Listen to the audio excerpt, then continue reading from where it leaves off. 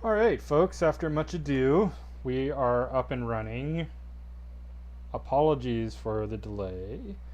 Just getting Slack pulled up here. Um, we're still a little bit in testing and making sure streaming quality issues are uh, at least manageable, uh, preferably perfect. We want the streams to be really nice and um, viewable and intelligible and all that. So do let me know in chat if you're on the in the Slack chat on the Galvanize Slack chat. Let me know how the streaming quality is. Pop an F in chat if it's not doing good. I will monitor that, and that'll help me diagnose issues the more information you give me. I did play around with my settings a bunch on OBS and just my computer and the YouTube streaming, blah blah blah. So hopefully it should be better than it has been. Cool. So last time, I forget what we did last time. I think we talked about dictionary accumulators. If you have a question, again, I'll just put out a general reminder.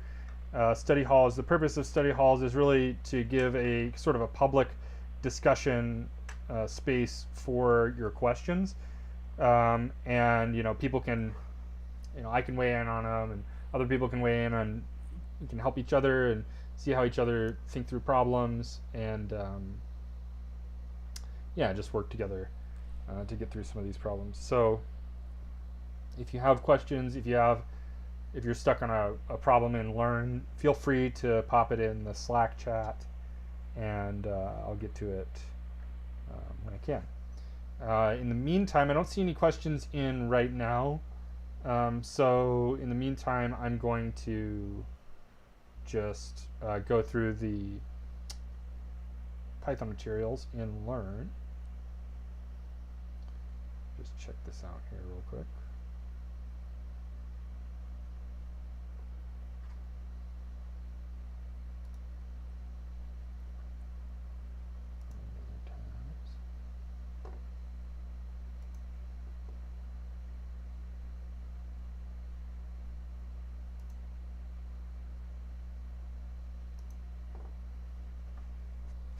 Okay, cool. So I know we had kind of, when I was going through material before, we had kind of jumped off at lists. I've had a number of people ask me about enumerate. So I want to talk about enumerate and zip, and I know that's in here somewhere. Let me try to find the actual material. I bet it's in manipulating lists.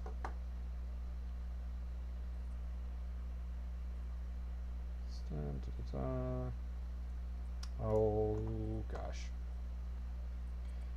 Perhaps it's an intermediate.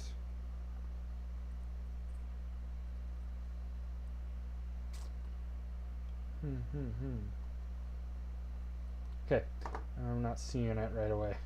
If you, I don't want to look for it too much longer. List functions and methods. I bet it's in here, sorry.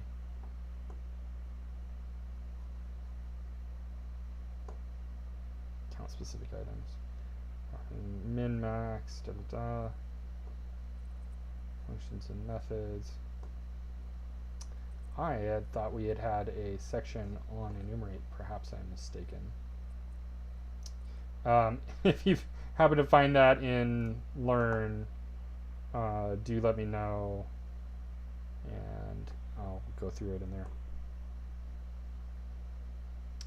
Sorry about that. Okay, we'll just go through it directly. So I've had a number of people ask me about enumerate and what it does. So what it allows you to do, its biggest use case is as the iterator in a for loop. So let's do for element in, I'll just call this EL, for EL in list, and I'll make a list we'll just print EL for now. List equals, we'll just have a list of numbers.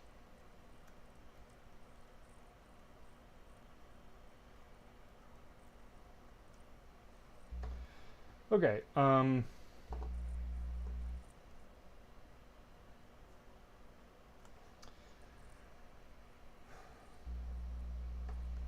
So this should just print out the elements in the list in order. If I run this. Oh, right. I actually have to execute my code.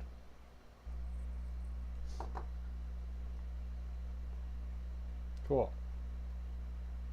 All right. 1352877300006. Okay, cool. So this is just a regular for loop, just to show you what's going to happen if we run through the elements of a list. Pretty straightforward. I'm assuming folks know this at this point. If I wanted, let's say, so there's scenarios where I want the index of the collection, where I want the index of every element in the collection as well as the element, right? So if I want to print out, like, you know, let's say this 7, if I want to know what its index is, let's do this. 0, 1, 2, 3, 4, 5, right? So that's going to be index 5. I don't have really a way of recovering the index like every time for any given arbitrary element in the list, right? So what I can do, I can use enumerate here. Enumerate, E-N-U-M-R-A-T-E. And this actually gives me a pair of elements. So element, or what I'm calling EL here, let me actually, I'll call that pair. Oops. P-A-I-R. Okay, so you can see the pair is actually a tuple. We had talked about tuples recently in Premium Prep. I can tell it's a tuple because it's surrounded by parentheses. And then if we look at the elements in this tuple, right, on the left-hand side, if I read the left column of elements, it's 0, 1, 2, 3, 4, 5, 6, 7, 8, 9, 10, 11. And on the right-hand side, it's 1, 3, 5, 2, 8, 7, 7, etc. And that's the elements in my list, 1, 3, 5, 2, 8, 7, 7, etc. So I can tell that the elements on the left represent the indices, and the elements on the right represent the elements of the list. So one interesting thing you can do, one really useful thing you can do with tuples, since they're immutable, you can always count on them being the same size without something else intervening and changing its size. So you have like this sort of guarantee in a lot of cases of the size of the tuple, or let's say closer to a guarantee, right? It's not a perfect guarantee, but it's because you know, if it's under an identifier, the identifier could be altered in some way. But presuming it's pointing at the correct tuple, we can do this. We can say IDX, comma, element instead of pair. IDX, L.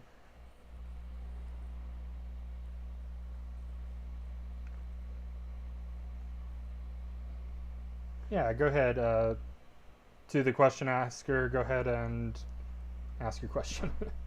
Cool.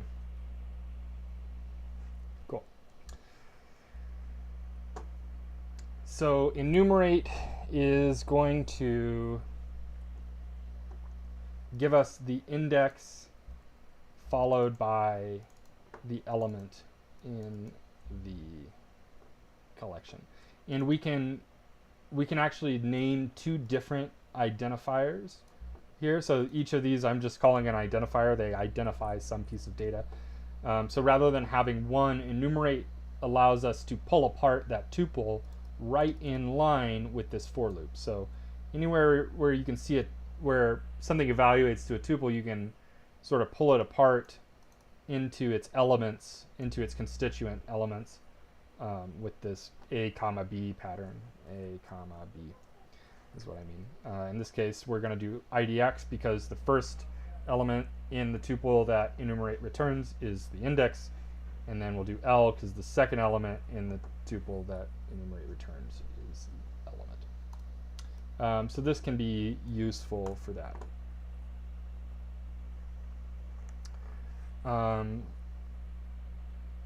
No worries to the question asker. Feel free to ask your question. I'm going to wrap up this, and I'm going to go to zip. Well, I think I've wrapped up enumerate. We've covered it in other contexts. So I want to talk about zip, and then I will look at your question. So don't, just anybody who's listening to this, don't worry about like interrupting me if I'm in the middle of something. The purpose of study halls is mostly to focus on people's questions. So yeah, that's just fine. I may not get to them immediately as soon as you ask them, but it's definitely not an intrusion if you want to go ahead and put it in there. Cool. So let's look at zip. And so zip is one of my favorite functions. It makes a lot of things really useful. So let's do something like, let's go for client names equals, we'll make a list of client names. We'll say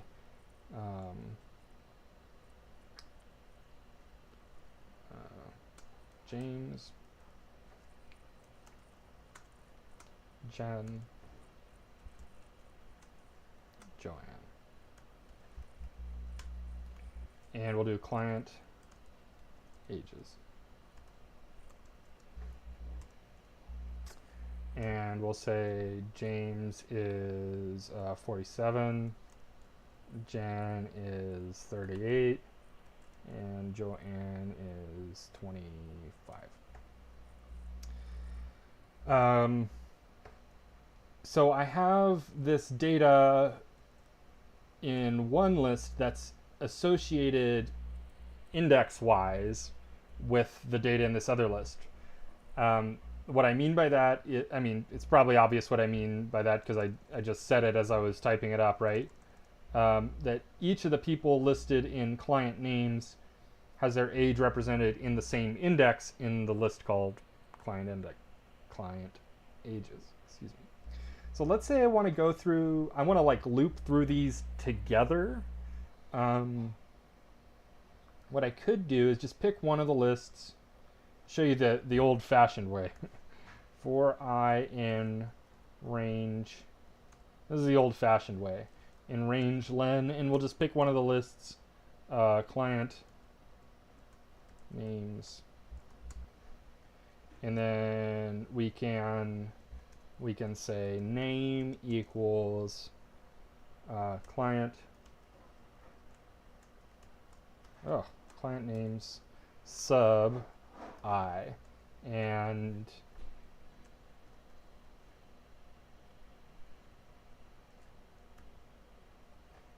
ages, or age equals client ages sub I. Okay, so if I print, I'm going to do an F string here. We talked a little bit about F strings. So age is, alright, so let's say name is age years old.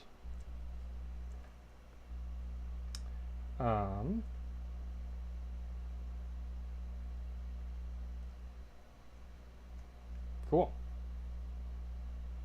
Okay, so this will work. It's a little clunky, and it just kind of takes this like indexing approach, which is powerful, but again, it's just a little clunky. It's not quite an elegant enough solution for Python. We've got this kind of ugly loop here. So we can make this a way prettier. We can use zip, and we can zip, let's zip client names, comma, client ages. And since I did client names first, that's going to give me name, comma, age. And then I don't need to do this. And I can fit all that onto one line. I can loop through both of these collections at exactly the same time and have access to their elements just straight away. So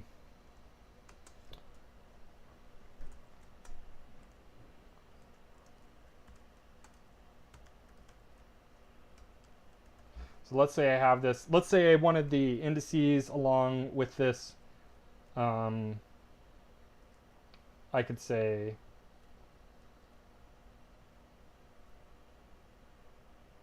range.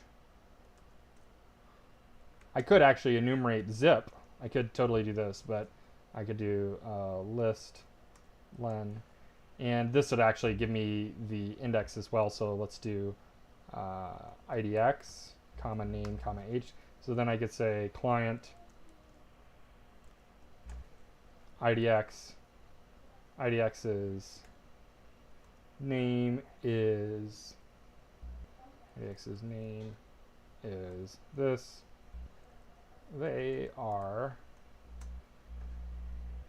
that many years old. Okay.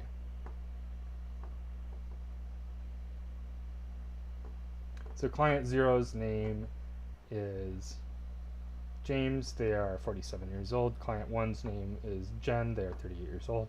Client 2's name is Joanne. They are 25 years old. Cool.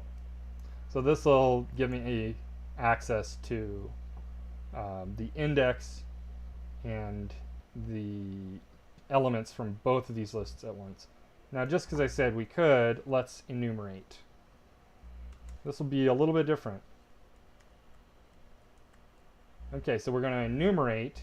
So let's see what happens here. I think we might get an error, actually. Yeah, we do. Okay, so it says not enough values to unpack. So in this case, I think I have to do this. Just surround that in parentheses. Yeah. So this will give me the same thing using enumerate. In this case, I think I actually prefer the range approach. Range length of the list. No, okay, I prefer enumerate. Yeah, I'm changing my mind. Doesn't really matter though, just a personal thing. So if I want to, I can adjust the index here too, and that's kind of nice. Okay, so client 1's name is James, client 2's name is Jen, client 3's name is Joy, etc., etc. Cool. So zip, this is again one of my favorite, most useful top functions to learn. It's very useful.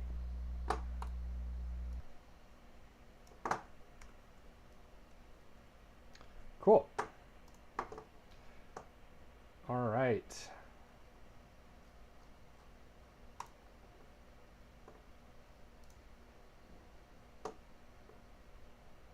Let's move on. If anybody's got any questions, I'm not seeing any questions, so I'm going to move on for now.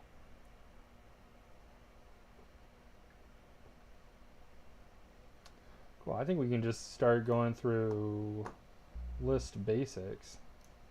Should we just go through list basics? Why not, huh? The overview. So here's the things that the overview is saying we want to know about lists, for list basics at least.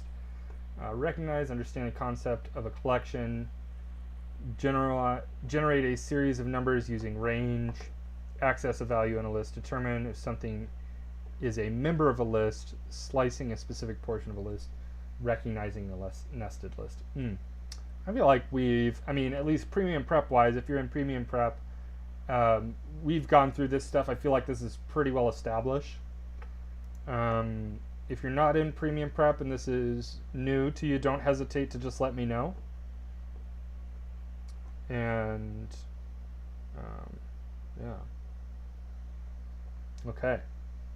So I am gonna kind of presume a little bit of knowledge here and just sort of kind of start blow through this really quick. Maybe spend 5-ish or 10-ish minutes getting through these. So the range function. So I just used range over there.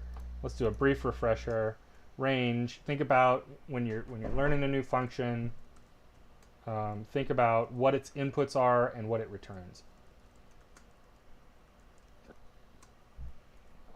Okay, so what is range's input? Well, there are several variations on this. We can feed range a number, let's just say 5, and this is going to give us 5. If we use range in a for loop, it's going to give us 5 trips through the loop. But it's actually the numbers that it's going to give us if we do like 4. Well, let's do it like this. For I in range 5. It's going to be 5 trips through the loop, but we'll print I. And the numbers it's going to give us are 0 through 4. 0, 1, 2, 3, 4 is 5 trips through the loop, but so it's, if you're expecting it to start at 1, just be aware of that. Actually, let me do it like this. It's going to work, right? Yeah. Okay, cool. So, we can also specify where we want it to start. So if I want it to start at 2, I can pass 2 as the first argument to 5. So this is going to give me 2, 3, and 4. It's going to give me 3 total trips through the loop.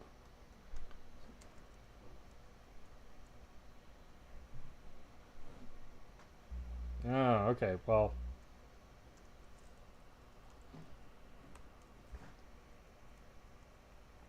There you go. Cool, get a little space in there, that'll help. Okay, so we have 0 through 4, and then we have 2, 3, and 4. That's our second loop. We can also specify, there's a lot of times where you want to include the like upper limit. So let's say I wanted to do 5 trips through the loop, but I wanted to go through from 1 to 5. 1, 2, 3, 4 is what I'm going to get. So I can actually say 5 plus 1. Obviously 5 plus 1 is 6. I could just say 6 here. Often though, you're doing this with a variable. Like let's just say we have n equals 5, and I'll just change out all the 5s for n, right? And we can pretend like we don't know that n is 5. N could be whatever. So when we're writing this line on line 21, this is just saying we want to start at 1, go through an n total number of times, and we want to include in the value of n, so we'll add 1 to it this way. So this is a common thing to do. So you can see this first loop we get 0 through 4.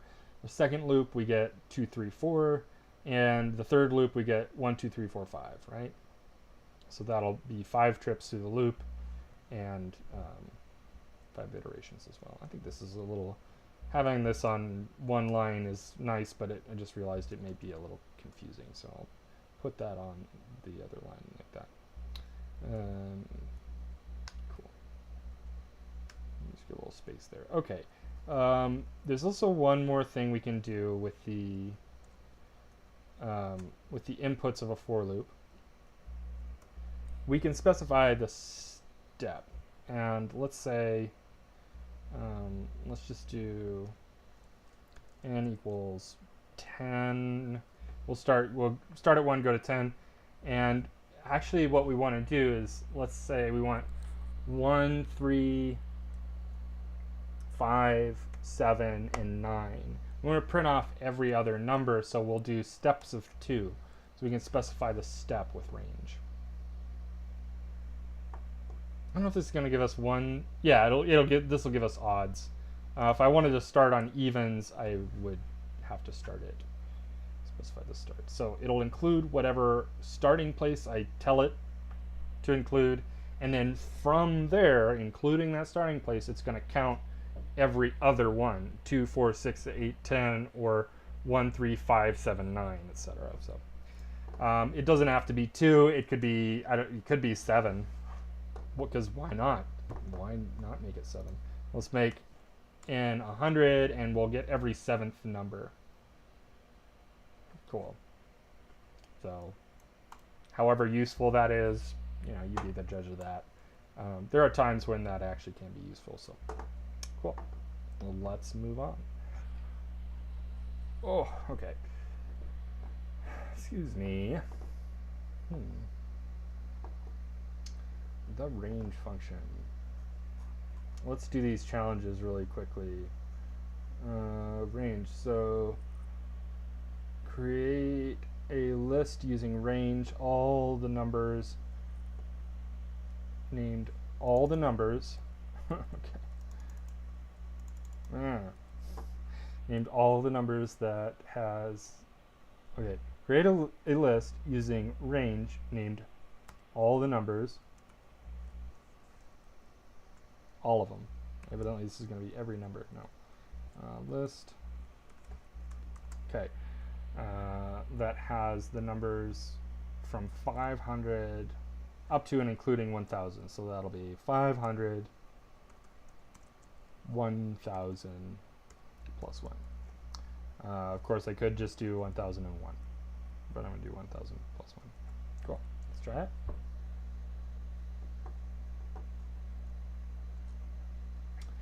All right, you want to create a list of all the numbers between 1 and 1,000. What do? 100 and 1,000. So we're going to do, are they evenly?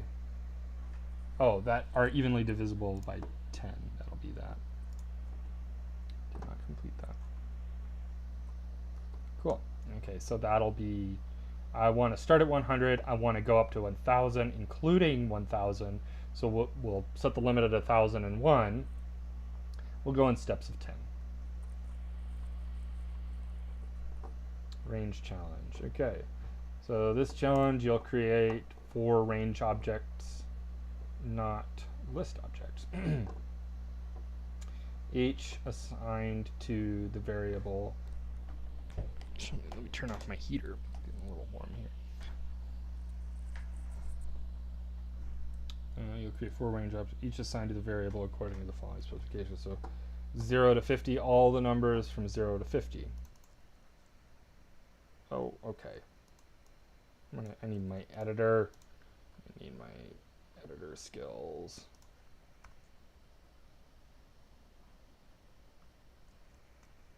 Some people have said that they want to see, they want to stream on like all the shortcuts that I use and stuff, and it's become so second nature to me. I kind of I was trying for a while to say, I'm using these shortcut keys, but you need to find a good format to do that in. I'm using Mac right now, and these shortcut keys may differ. And I also customize my shortcuts a lot, so they might not be the same. And I also use Atom, and y'all will be using VS Code, so a lot of them won't be the same. But I do want to go over the shortcuts that I use and how I use them. All the hotkey commands that I use can be found in VS Code. And I do see that somebody put in a question. I will address that as soon as we're done with this. Okay, cool. So let's just pop this in a thing real quick.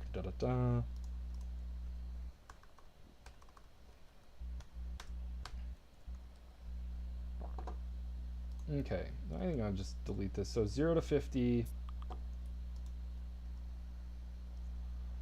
All the numbers from 0 to 50.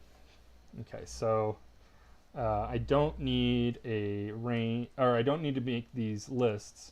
I can just make these range.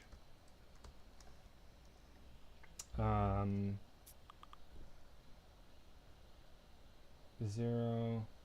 So these all start at 0. I'm going to do that, and then 50 And then these three just take a, what is it? Yes. Oops.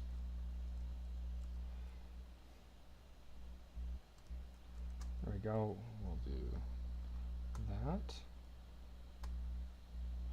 And we'll say this doesn't need a step because it's all the numbers from 0 to 50. Evens is going to be every second number. Odds is going to be also every second number, but we're going to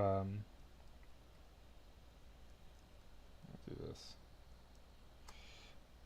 Well, we need to start at 1. I'm not sure if they want us to include 0 here. I'm just going to assume so for now. We'll see. All of the odd numbers from 0, yeah, because from 0 to 50. Okay, good. And then this one, every third number, starting from 0 to 50. Good. So why don't we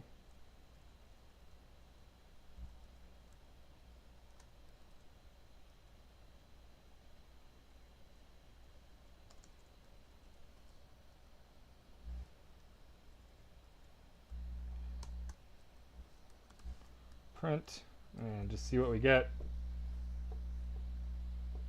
Oh, right, I didn't make them lists, so we're just going to get these range objects. That's the kind of the funny thing about range is you don't actually get things, you get other things. I'm just going to leave it there. Okay. We're going to get a lot of output, I just realized, so this isn't really that meaningful. I'm just going to say, well, it's probably correct, because you know, when in doubt, just ask the tests. Does it work? Maybe not. We'll see. Nope, it doesn't. Cool. Well, I must be a terrible programmer. No, I'm kidding. Oh, right. We want to include 50 doi. So we'll do 50, 51, 51, 51, 51. Okay. Bingo. Accessing list values. Yeah, I think I will do a shortcuts tutorial. I just need to figure out a good way to deliver it for some, because I know a lot of people are using Windows. I haven't had a Windows computer in years. I've actually mostly been a Linux user. I've been like exclusively a Linux user for over a year and a half, and even before that I was mostly a Linux user for a long time before that. The only reason I'm on Mac is my Linux computer had a hardware problem, and it's being fixed, and I can't just go out and buy a new one. I want to, but I'm restraining myself. So, cool. But yeah, I just need to figure out a good way to deliver it in a sensible way that's like people are actually going to be able to digest. That's not just me throwing a ton of things out there. All right. Cool. So let's take this question. Let's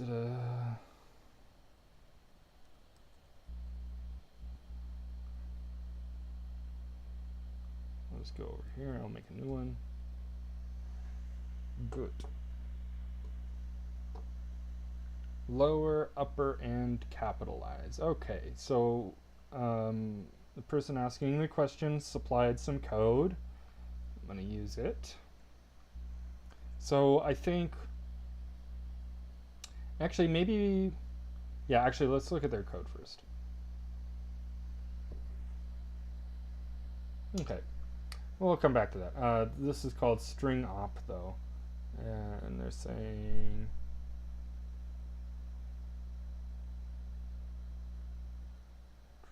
problem 3, okay. Lower, upper, and capital. So these are string functions and methods, which is obvious. Or maybe it's not. Actually, just realized you can't see the whole. I have that part of the thing cut off where it says that. Right.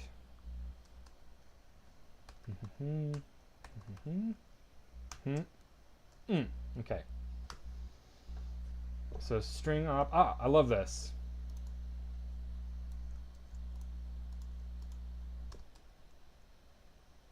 Boom. Yeah. This is an example, upper. Okay. So I imagine since we're feeding this, I didn't even read the problem statement. That this is actually a good example. I'm gonna just, we'll start here. Like even before reading the problem statement, if you can see how a function is called, if you can see where a function is called, you can see an example of its inputs. And if you have a reference for what those inputs should produce, presuming the function was kind of written in a sensible way, and will always produce the same output for the same set of inputs, which I'm assuming this function will, because that's how most things are. So if you have a function call with a given set of inputs and you know what the output should be for those inputs, you can kind of discern what it should do based on that. So let's just look at this first. I see, we've got this kind of mixed case example text, and then we have this string just upper, also in sort of a mixed casing, and the expected result is an all capital, all uppercase version of the first argument. So I'm assuming upper tells the function that we want this to be, that we want this, excuse me.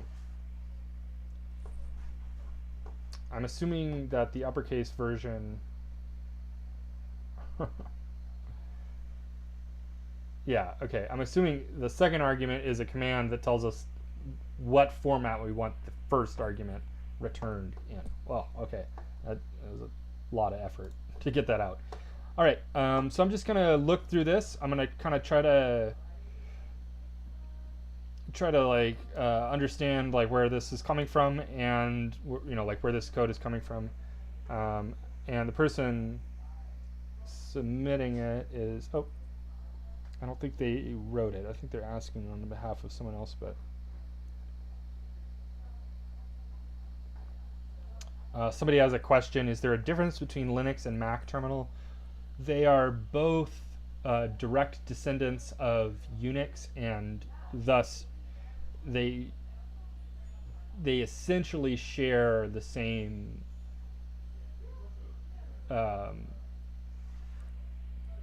set of commands. I mean, if you know one, you could deal with the other one very easily. They both use a shell language called Bash, or ZSH, which is basically a version of Bash. And yeah, so I would say essentially yes, they're the same.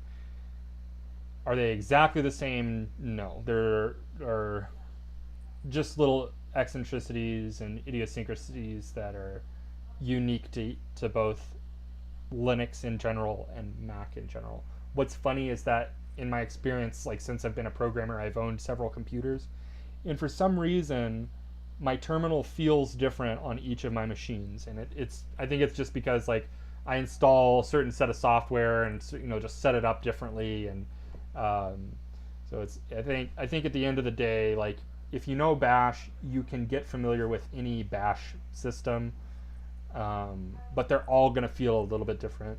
I've also used a variety of Linux distributions, and I would say that the terminal difference can vary as much between distributions of Linux as perhaps Mac does from Linux in general. So I would put it in the realm of sort of Unix-like terminals.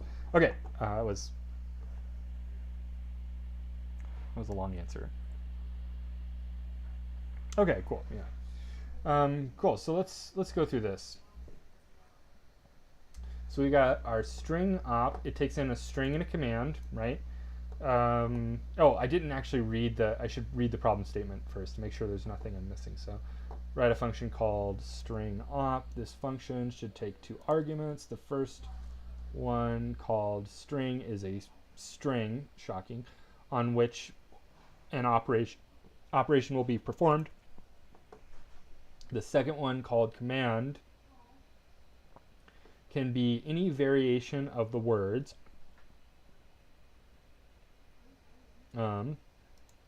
upper, lower, and capitalized. For instance, upper could be spelled mixed case. So we're looking for any character-wise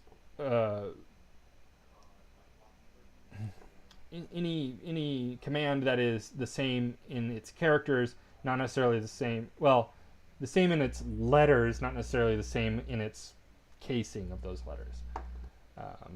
Fortunately, this is about manipulating string case, so we should be okay. So this function should return a new string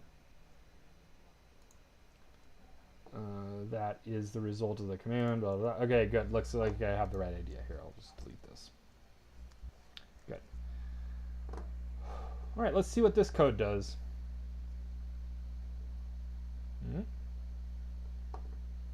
Oh, invalid command. Yeah, so if we don't get a valid command, we should get invalid command. That looks like this. What this is handling here, that looks good to me. I'll leave that there. So let's just work through the errors of this one. This is attribution error. String object has no attribute command. Okay.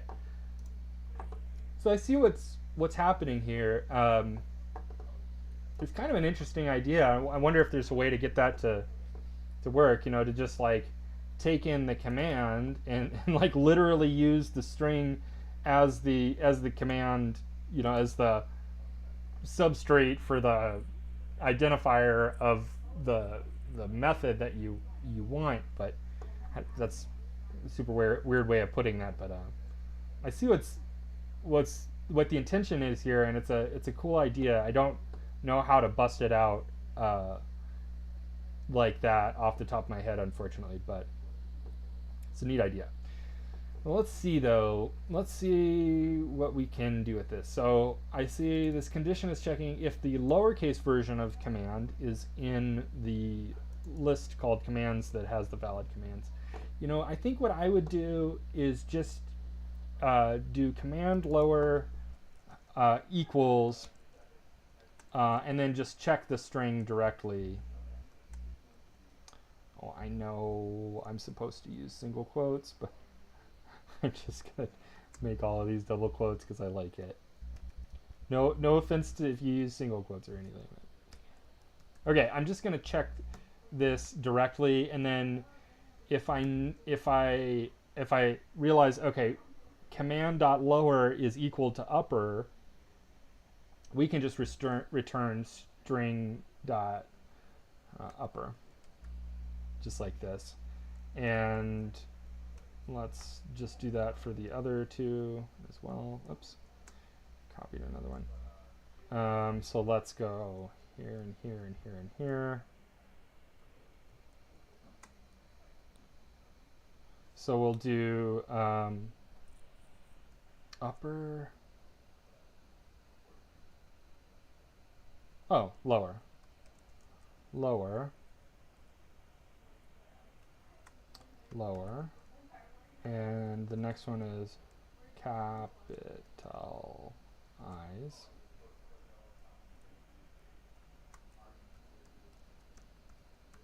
Capitalize. Okay, good.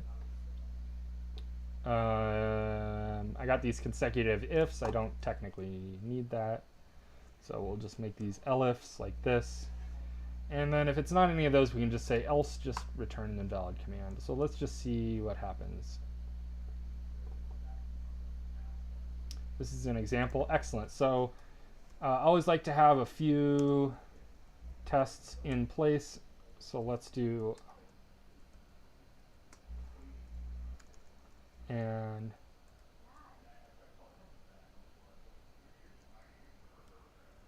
capitalize. I feel like I spelled that wrong.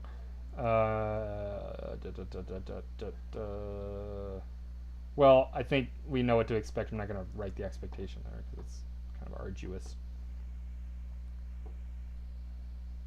Cool. So we get the uppercase version, we get the lowercase version, and we get the version that starts with a capital. So this appears to work to me, and I can think of another way. I think I can think of another way to solve this, and let's try that in a second here. This is a great first solution though. This is like, oh shoot, I don't need this commands list anymore, and get rid of that. I forgot to do that. Okay, we'll do that. Cool. So this is a great first example. We've got condition checking, and you know, like you might look at this and say, oh well, it could be optimized or something, and I don't know. Who cares? Like it works. It's boneheaded, and I mean that in a good way. Like boneheaded code is nice because you can read it. It's really nice to just like deal with code that's just like real straightforward. You know, there's no like high-end philosophy happening. It's just like, okay, it just is what it is.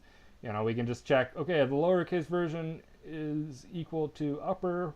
We know what command we need to run, so we'll just specify that directly here.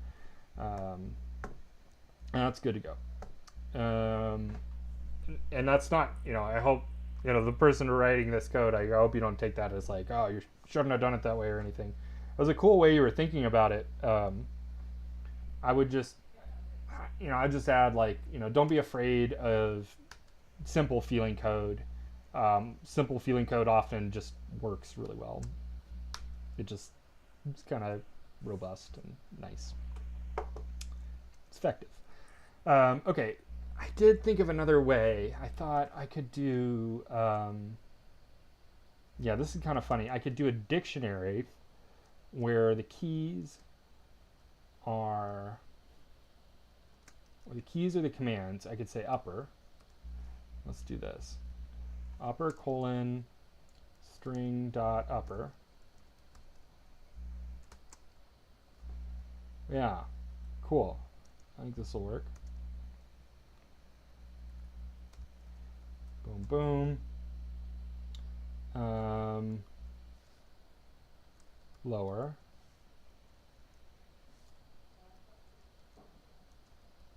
Capitalize. Okay, and then we'll just do sub command dot lower. I think this is going to work.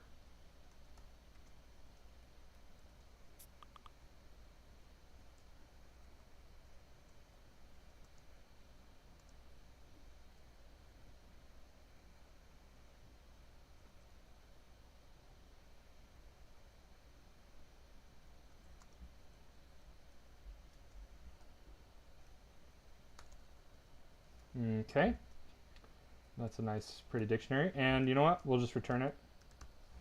Just like we don't got a care in the world. Just return that right there. Because why not? Because why not? Okay. I'm just doing this just to format it because I'm like evidently kind of OCD about how things are formatted. Cool, so this apparently works as well. Let's see if Learn likes it.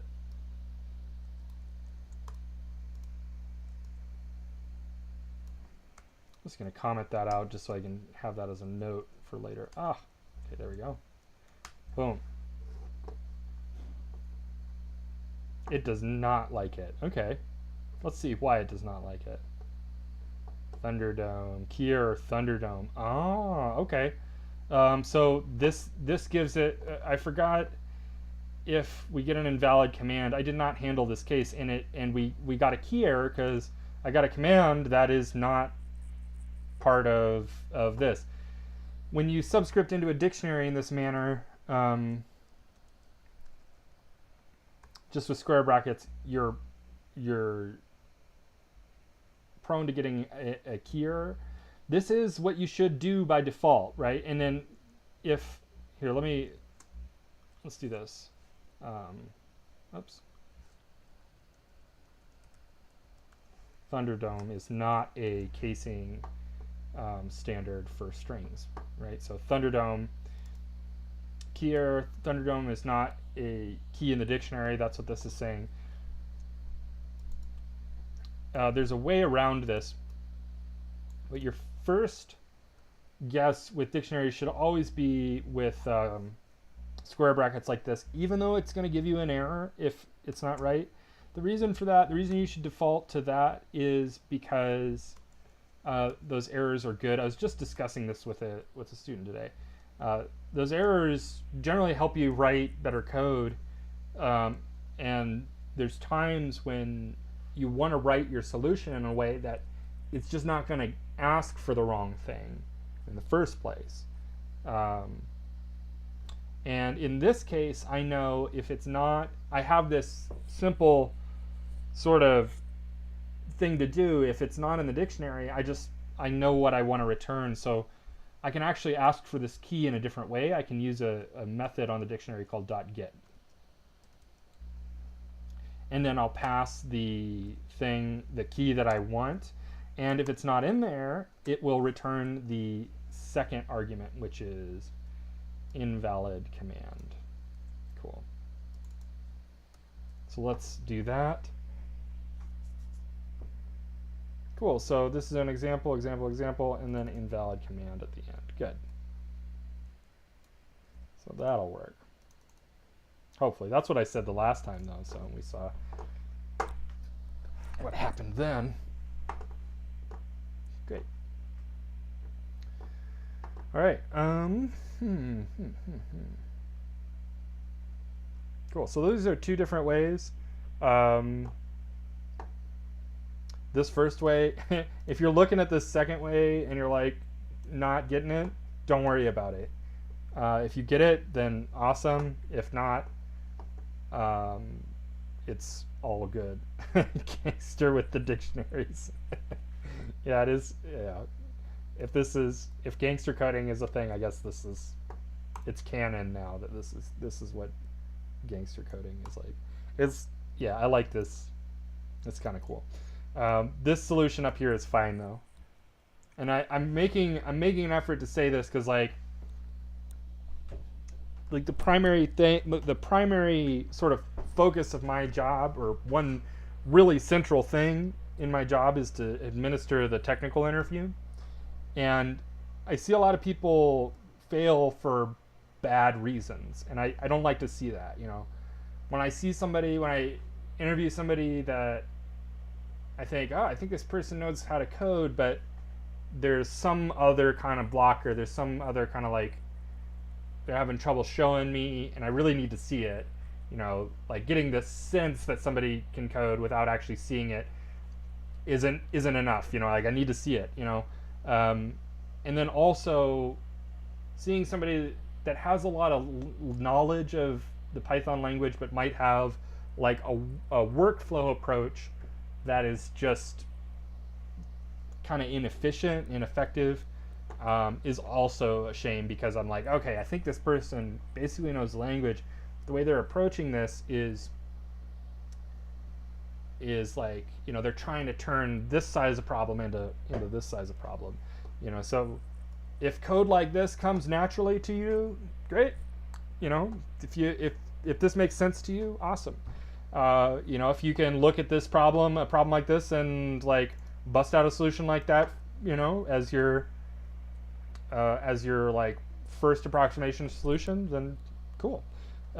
If this is confusing and that's not what you can do like right off the bat, okay, you know, if you're doing the if else approach, like I'm not going to hold it against you if you produce working code. Like, awesome, you're doing it. You know, there's no shame in, like I like to say, there's no shame in working code, right? If you have a problem and then you solve it with Python, then like, you know, you did it. You know, that's what's important. Not that you do it in the best, like most, big brain, ultra code, super programmer way. Not that this is. I'm sure somebody, could get this down to like, oh, all you got to do is lambda, and then and then it does your taxes for you too, or something. I don't know. But yeah, for now, this is just another example, and it's fine if you don't understand it for now. You will understand code like that someday. If you don't, okay. Gosh, I talk a lot. Cool. I am. Thank you. I'm kind of proud of it. All right. Let's see. Da-da-da.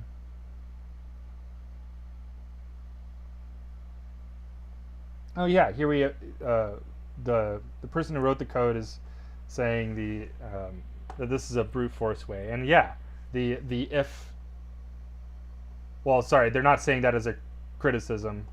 Um, I'll read the comment. You got the brute force way was trying to use the input command as the command to upper, etc. Yeah, so that is a really cool idea, and I feel like there's a way to do it. It doesn't occur to me off the top of my head, but I have a hunch that that's possible, although I'm not totally sure. It might not be possible. But yeah, the brute force way is always acceptable. Or often. Let's say often acceptable. Cool. Anybody else wants to put in another question? I know somebody was saying they wanted to ask a math question earlier. I didn't see that question. If you're still on, I'm definitely open to that question. If anybody else has a question, I'll be happy to take it. Yeah. Maybe we'll just continue on from here. I'm kind of like sick of lists. Ugh. Tired of lists. Stupid lists. String functions. Let's do some strings. Strings are way cooler than lists. No, I'm just kidding. Oh, string functions. The list function. Great. I go do some strings, and the first thing I get is the list function. Well, we know what a list function does. So check this out. We got x equals print me. We print list x, and we got a few options for what this might be, but we can see that in any case, it's just going to give me a list with every character in its own separate element. And by every character, I mean every character, so including the space and the period. So we just have to look for one. Looks like this one includes the space and the period. This one omits the space but includes the period. This one omits the period but includes the space. And this one omits both the period and the space. So we'll just go with the one that has both of it, because that's the correct answer, and you should always do the correct thing. Remember that. That's a little pearl of wisdom for you.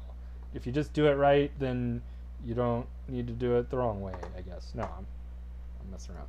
Okay, complete the function called split sum. This function should take a single parameter called numster. Now we got another question. Cool. I'll complete this one, and then we'll take the question.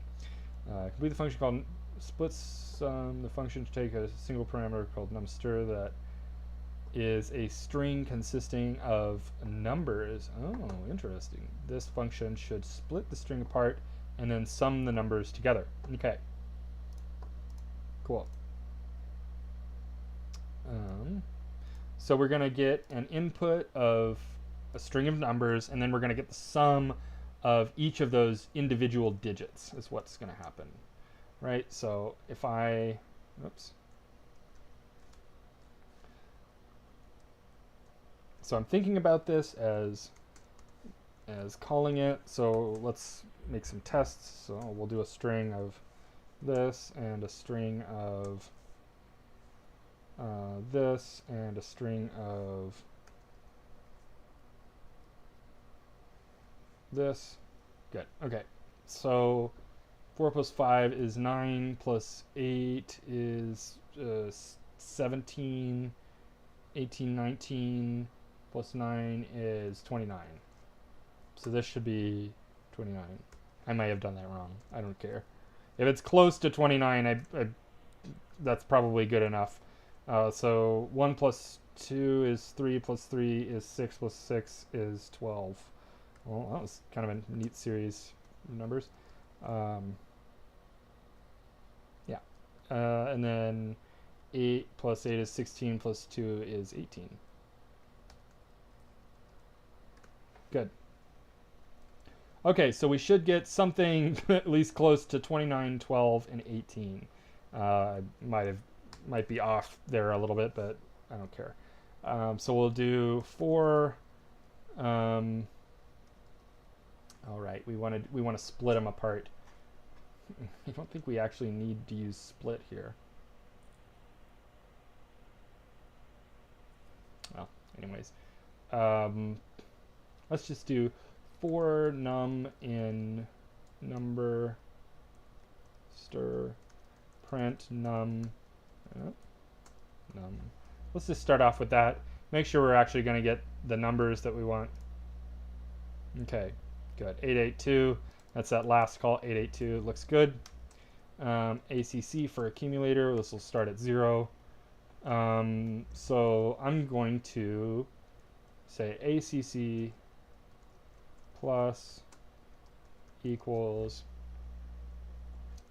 int num, and then I will return ACC, and we'll see if I did addition correctly. 28, 12, and 18. Nope, I didn't. 28. There we go. That's fine.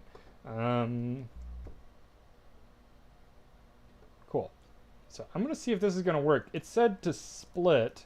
Did it say to actually? No, it never said to actually use the split method on the string, but this does kind of split it apart. I must have just conflated that. Okay, cool, that works. I thought of another way, a less brute forcey way, but whatever. Again, I like the brute forcey way. What was it? Now I'm forgetting the other way I thought to do this. Oh, let's just delete this then. So I haven't. Oh, right. I think we can just do return, and then I always get weird with map, but we'll do some list of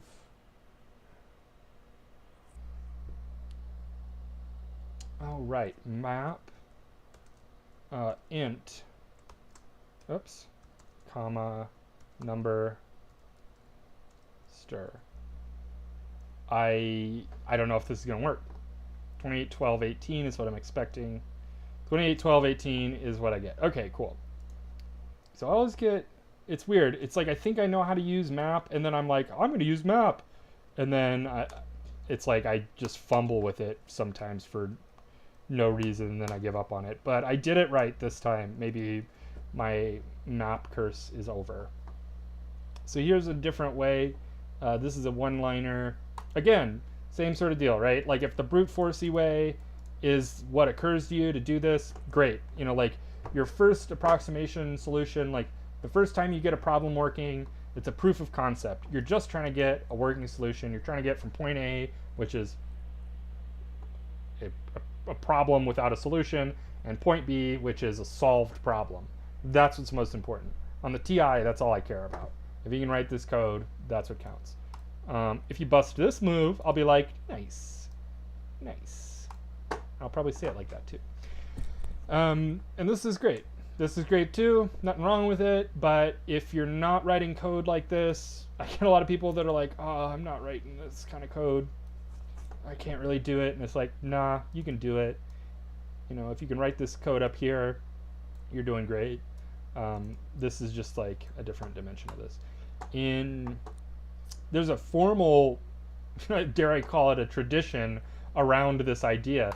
In test-driven development, there's a phrase called red-green refactor. So red means you write your test and you run it before you have a working solution, and you ensure that the test can fail.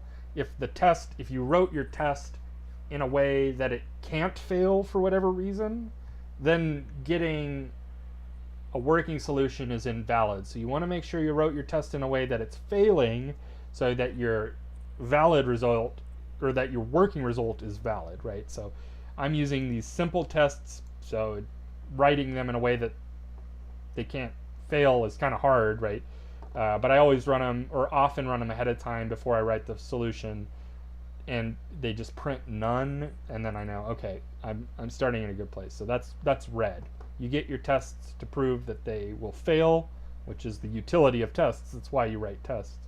Then you get them to pass, and this is what I mean. Get them to pass. You're not trying to write elegant code. You're not trying to write perfect code. It doesn't need to be sleek or nice or perfect.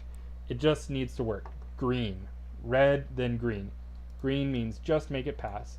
And then refactor means, okay, now that I've proved that I can solve this problem, I have something which is better than nothing, right? Now I can go back and I can look at this and say, hey, is there a way I could do this better? Is there a way I could clean this up? Is there a, maybe a little touch up I could do?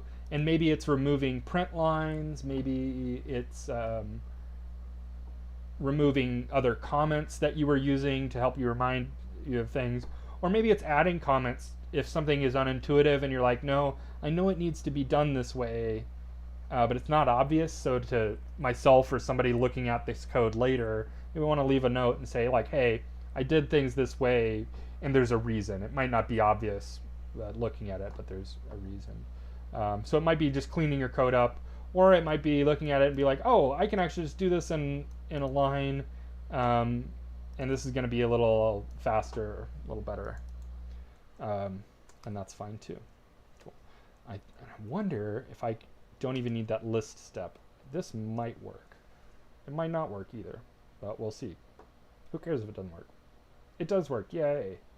So I can just sum a map over each of these integers.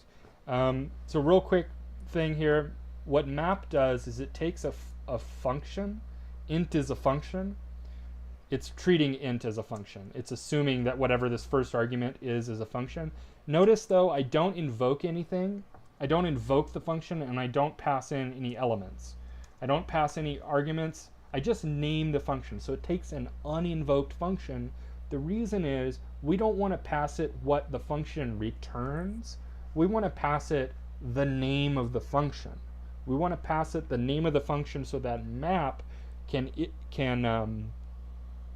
invoke the function internally. Then we pass it something like an iterable. So a map is sort of like a for loop, right? It takes a process, which is the body of the for loop. That's this ACC plus equals int num is the body of the for loop here.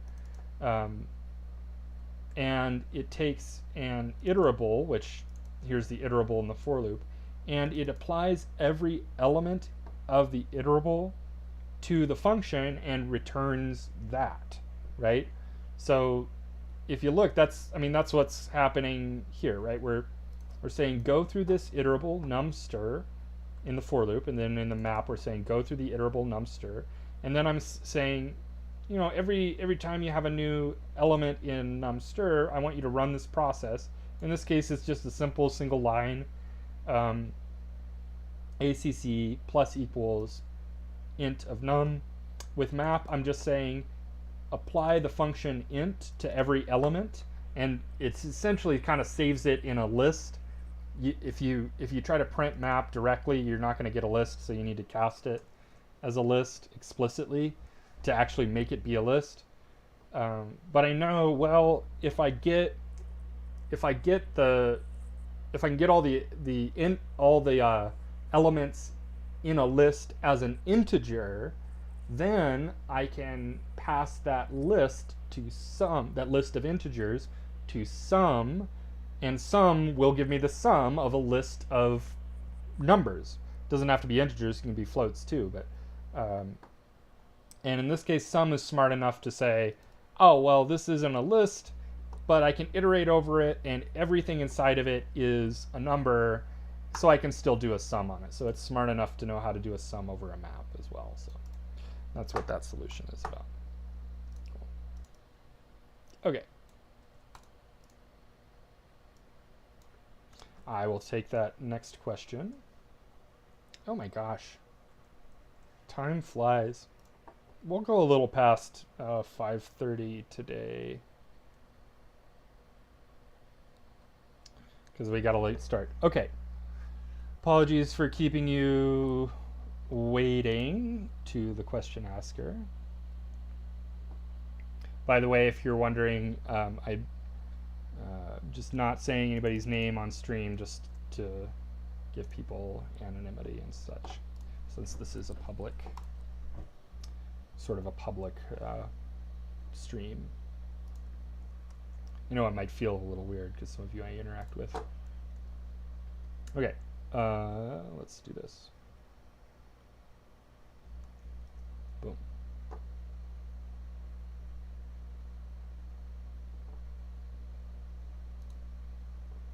Come on.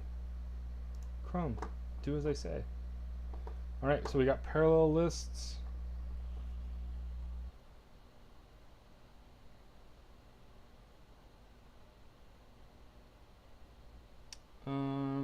The last question on parallel lists is what it looks like. We want to cover. Okay.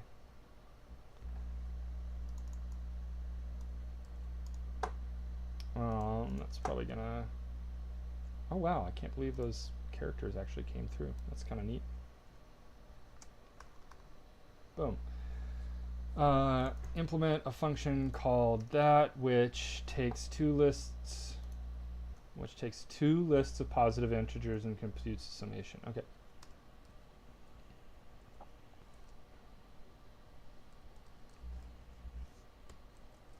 L1, L2.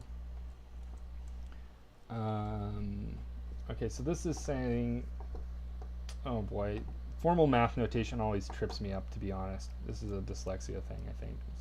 The way math is written is, I think, specifically designed to bother me. But, well, I'll see what I can do. So the sum over, sorry, k starting at 1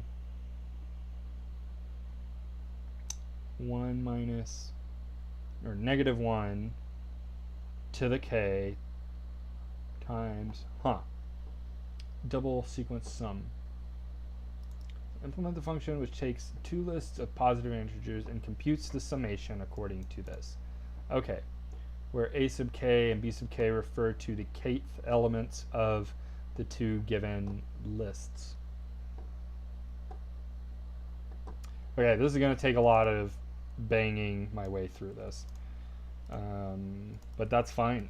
I'm going to show you how to bang your way through a problem, I guess. This is like messily go about this. All right. So let's do 2, 5, 3, 4, and 8, 9. Oops, that's not a comma. It's a square bracket. 9, 9, 3.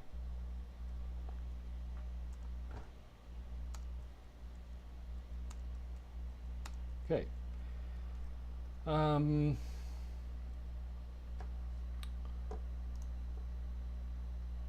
Assume that both lists will be the same length and take note of the string index of the summation.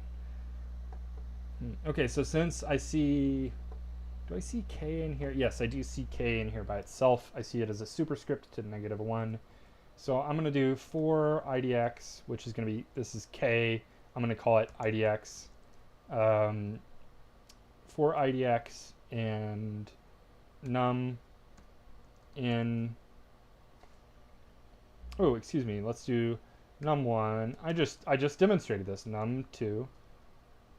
Who knows where I just demonstrated what I'm about to do here? I'm kind of giving it away, but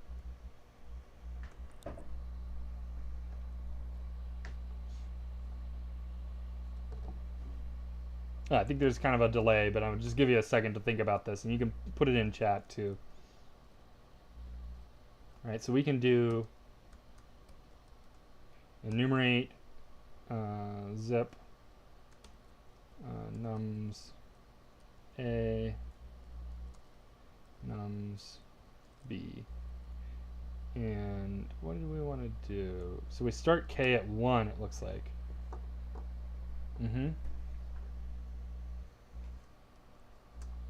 There we go. So what did we want? We wanted to do a summation, so let's do ACC equals, we'll start it at 0, and we'll say ACC plus equals, and we'll probably let's just return ACC RATURN ACC. Oh, right. I was like, why is it not highlighting right? Right, there we go. So ACC plus equals what? What? So this is going to be -1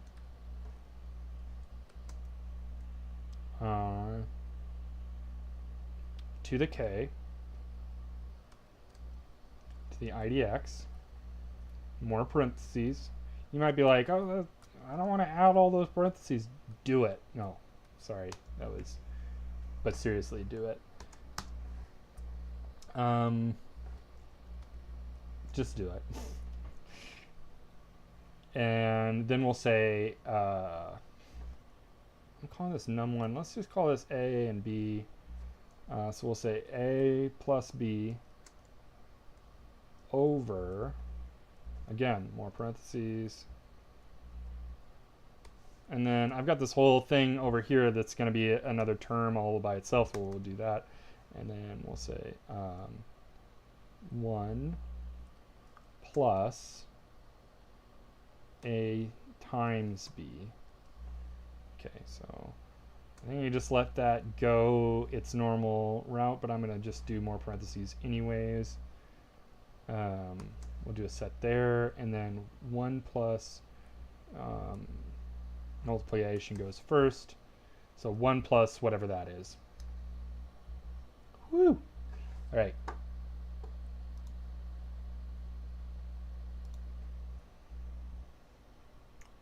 Let me get a little space in here. Oh, no. So that's that. And this is that. And that's for this right here. Okay. That's nice and readable. I mean it, by the way. Okay, cool. I don't know if that's actually what I expect here, but we'll see. I'm fully expecting this to fail, but that's fine. I mean, I'm going to get an error message, and then it'll tell me what to do. Oh, I got it right. Okay, well, there we go. I guess no error message. Alas. Cool.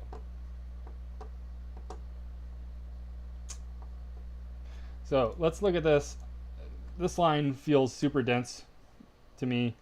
So let's just break this out a little bit more. Let's go. And let's pretend like we're not going to use any parentheses. It's probably going to make it way more readable, honestly. And it's going to backfire on me. I'm going to be like, use them parentheses. And you're going to be like, oh, that's way better. You do need the parentheses around the -1. Otherwise, that'll be -1 to the IDX, which is different.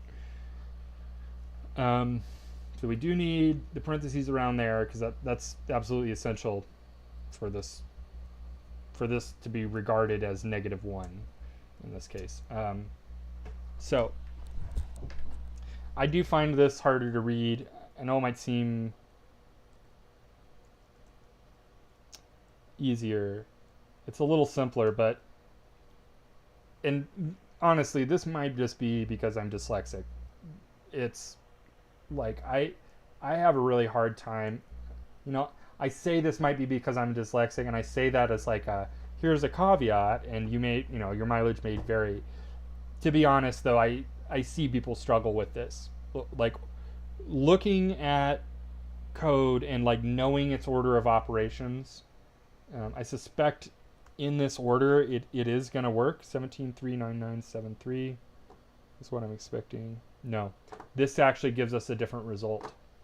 133. It actually gives us a totally different result. So I would need to like move stuff around and change the order to control the order of operations. And there might even be points where I need parentheses anyways. But I have a hard time with this, and I've seen others who evidently aren't dyslexic struggle with this as well.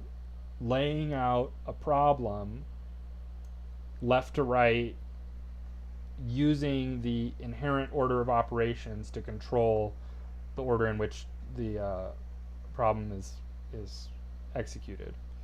So let's do PEMDAS, PEMDAS, parentheses, which we're not doing. Exponents, okay. So we know exponents are going to be done first. So that means -1 to the IDX is going to be resolved before anything else. So -1 to the IDX. M is multiplication, so it'll be the product of this times whatever's on this.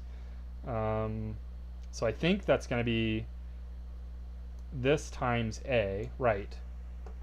It's going to be that times A, and then it's going to be A times B.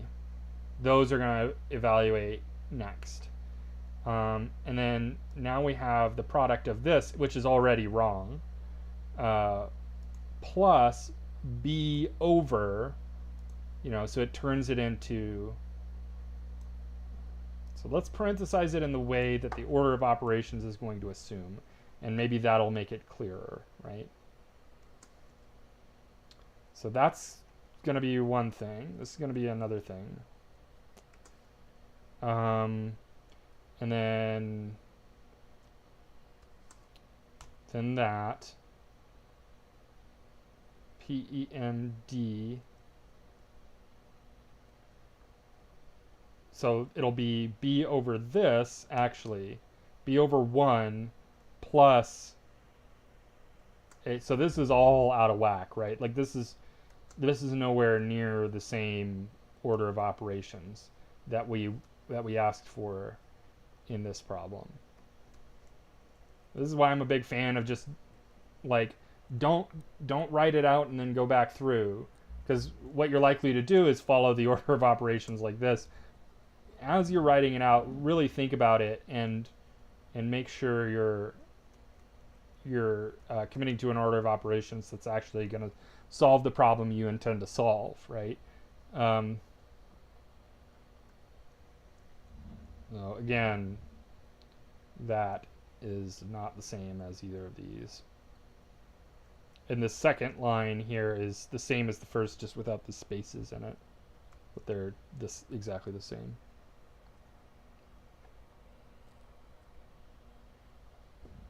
For IDX AB, yeah, okay. So this has to do with unboxing a tuple. Enumerate returns a two-piece tuple. Zip returns a tuple of whatever length for however many arguments you pass to zip, right? I'm passing 2 arguments to zip. So zip's going to return a 2-piece tuple. Okay. So how does that bear on whatever the heck is going on in the identifier here? If let's actually rewrite, I'll do this. Or actually, yeah, we'll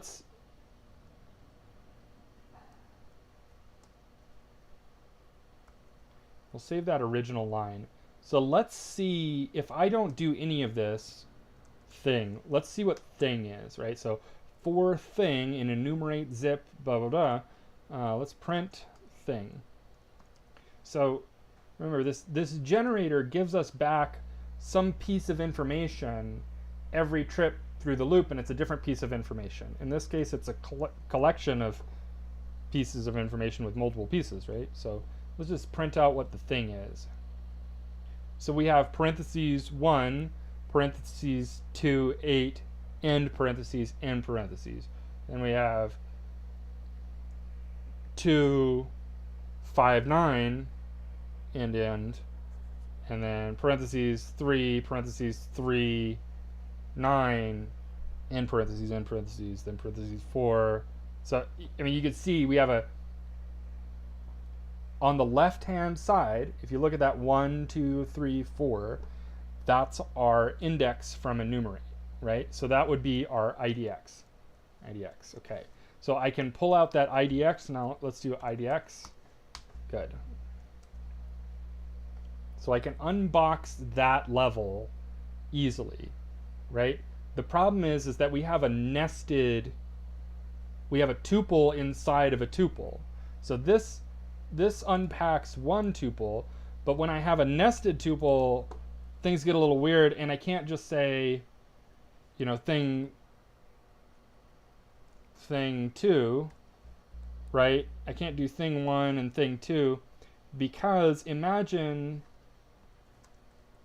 that my data was structured like this. We'll do the index. We'll just start at 0, even though we're starting at 1 here. We'll do the index, and then we'll say banana, comma, peanut butter. I haven't eaten today. Wonder what that's about. Banana and peanut butter. And then, I don't know, let's just throw a Boolean value at true. True. I didn't do that on purpose. Okay. This example is too silly. It's way too silly. So let's do 3 and 5. No, let's just do that instead. And then let's say for whatever reason I have data that is structured like this, right? The elements in this outermost tuple are this, and this, right? So having code that takes apart the inner tuple without specifying that it's the inner tuple is, you know, that would be problematic, because you wouldn't be able to pull apart something like this in your for loop. I don't know that you'd really have data that's modeled like this, but it's possible, right? So if you have a list of tuples and you actually want to represent each tuple as a tuple in your for loop, this kind of code has to be valid. But if you want to pull apart that inner tuple, you have to specify, okay, I'm nesting down, I'm going into that inner tuple with the parentheses, and then it knows to actually pull apart that innermost tuple.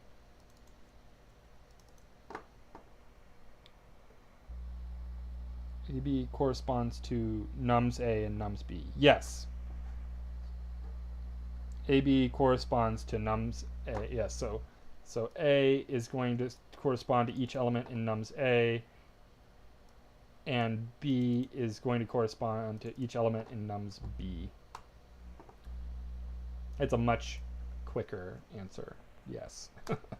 Cool.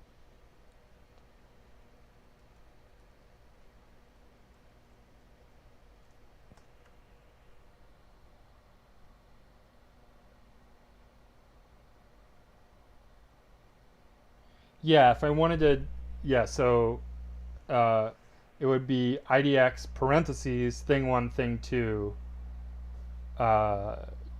in parentheses comma num is correct. Yes. If I was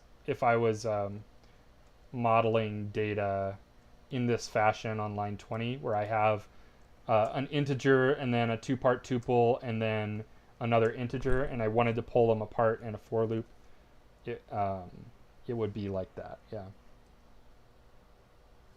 if I had a list of these, let's just try that out. For IDX, comma, thing, comma, or let's do this. For IDX tup, this is one way, and num, right, in this. And this would be if I wanted tup to actually be represented as a tup. If I didn't want it to be represented as a tup and I wanted to pull it apart, I would do thing A, thing B. And that would pull apart that tuple correctly.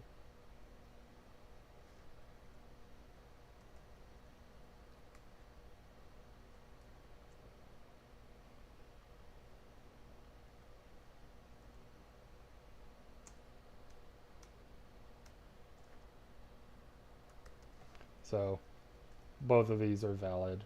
I'm going to throw this into Slack just for reference so that it can exist somewhere. You can copy it for your notes if you want. There's some terrible code. Enjoy.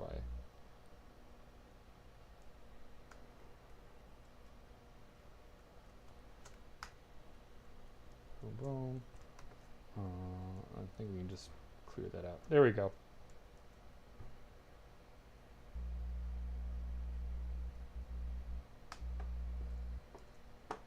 Good. All right. So I'm thinking this is a good place to wrap up. I'm usually ending at about 5:30. There are cases where I'm willing to go longer till about 6. But this is a good place to wrap up. I had a long morning, so I'm looking forward to grabbing something to eat and enjoying the rest of my evening. I will probably be on and off of Slack for the evening if you have any questions. And I know some of you have Slacked me earlier in the day. I am going to work on getting back to you as soon as possible. I got a little bit of a backlog to go through. Let me know if the streaming quality was good before you leave. If you're in Slack, give me a thumbs up regarding the streaming quality. If it wasn't great or if it was shaky for you, give me a thumbs down. The streaming quality issues, I think I've got them, but I think I've got it under control, but I'm just kind of worried about that. I definitely want these to be good. Cool. Yep, so I'll be streaming again on Monday if all goes well. And I'll be teaching Premium Prep tomorrow. So if you're in that, then I'll see you then. And like I said, feel free to hit me up on Slack. I might get back to you this evening. I might have to wait till tomorrow. And I'm probably just going to not be around on Sunday, but I'll be around on Monday. So yeah, that's it. Have a great rest of your evening. Bye-bye, y'all. You're welcome.